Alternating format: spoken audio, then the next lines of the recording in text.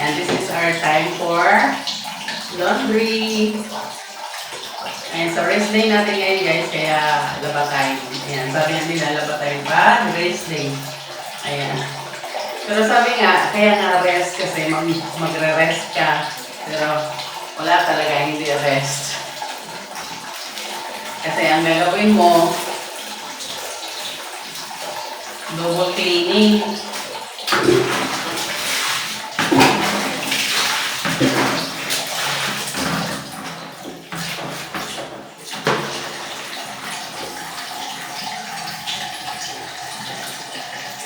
Hi! Merry Christmas sa inyong lahat. Ayan, and Happy New Year. Ayan, advance Happy New Year na sa inyong lahat kasi malapit na ang New Year, no? Sana makapag-live tayo sa New Year, no? Kasi para, makikita din natin kung ano yung mga handa-handa. So, actually guys, wala talaga kami as in na handang marami yan. Kasya lang talaga sa aming pamilya, sa anak ko, ayan, sa kapatid ko, ayan. So, kami-kami lang naman guys yung, mag-New Year. So, sabi ko sa mga anak ko, yung kasya lang sa atin kasi wala naman kami bisita. Ayan. So, ani naman yung maraming handa, sayang din. Diba? At least pagdating ng January, ay may mga magagamit pa na pera. Kaya, kung sobra-sobra yung pera, ayan, pwede tayong, gumastos din ng sobra-sobra. Pero pag hindi naman, better na talaga na magtipid.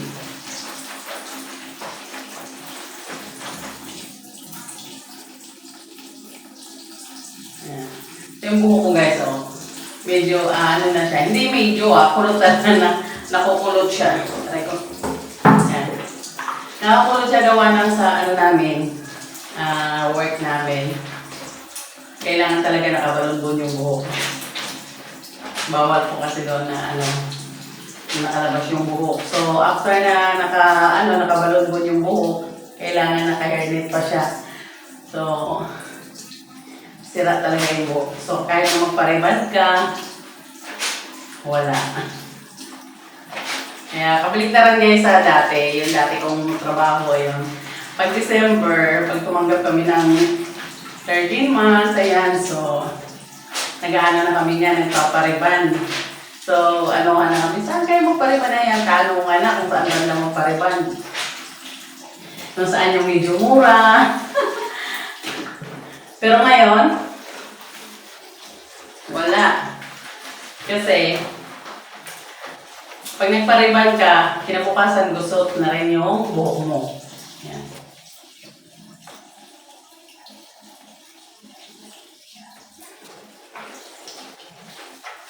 Kasi, ibabalon-bun mo rin agad. Bawal naman kasi, kailangan talaga yung kailangan guys, nakaganito yung buhok mo. Ganyan. Tapos, igaganon mo pa dito sa likod. Ganon. So, gaganyan mo siya. Kaya, hindi talaga pwede na magriban-riban ka.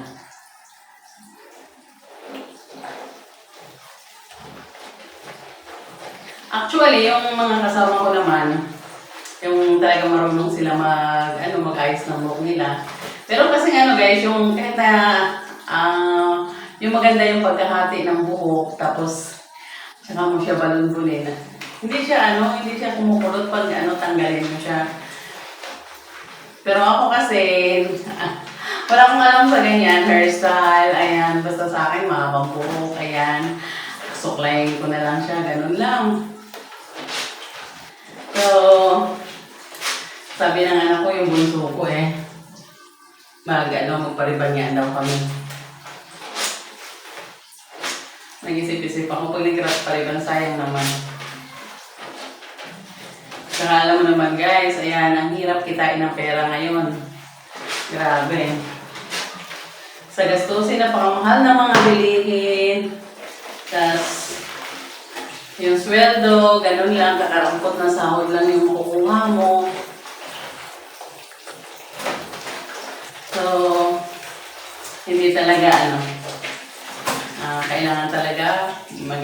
mag-aalis ka ngayon.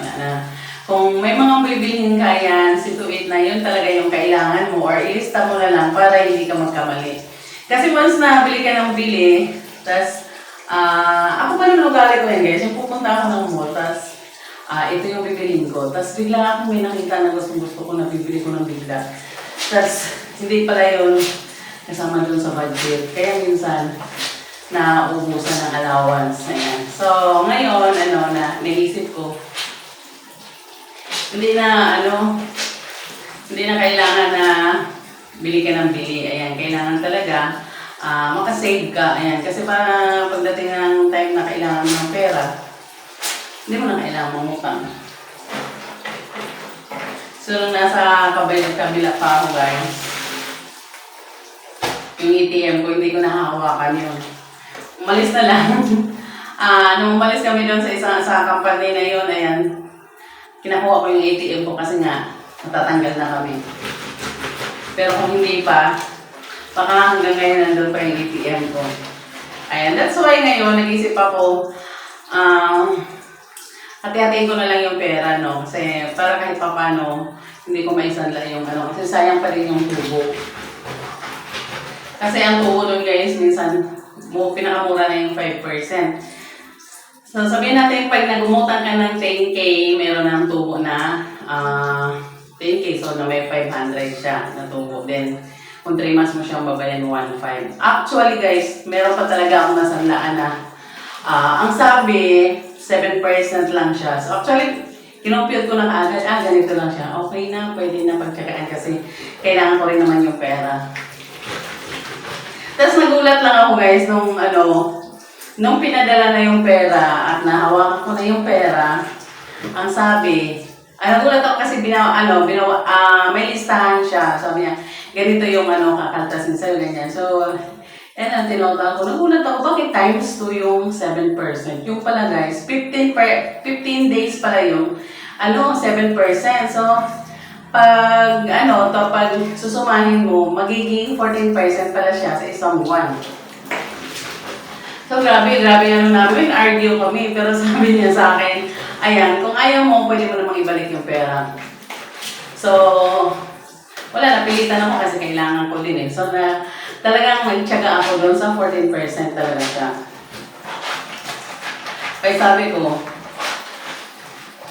hanggat kaya ko pa naman na hindi magsanla, hindi na muna kasi kaya nagtsatsaga talaga ako na mag-extra income sa social media kasi para kahit pa paano yung mga kulang-kulang sa gastusin namin mag-iina is mapupunan ng mga social media. Ayan. Kasi may time kasi guys na talagang sabihin ng anak ko, ma'am, kailangan ko yung ganito ganyan talaga. Bukas na minsan makalawa pa. Siyempre, ang inaantay ko sahod. Siyempre, ang sahod ng security 10.25. So, doon lang tayo magkakapera. So, pagdating kasi ng sahod guys, ayan, hati-hatiin sa mga billings, ayan, sa grocery, sa pagkain, sa pamasahe, ayan, so wala talaga natitira. Kaya, ang hirap talaga mag-budget pagkakarampot ng kinikita mo. That's why sometimes, talagang gumagawa ko ng paraan na kahit pa paano magkaroon ako ng mga mapag-extra income. Kasi para pag may hiningi yung anak ko, meron din ako may bibigay kahit pa paano, kahit for example, makaipon naman lang kahit mga magkano, di ba? Yun. At higit sa lahat, guys, ayan, college na po yung anak ko, kaya ang hirap talaga pag wala kang ipon. Grabe. Kaya kayo dyan, mga nanay, kailangan po nating mag-ipon. Ayan.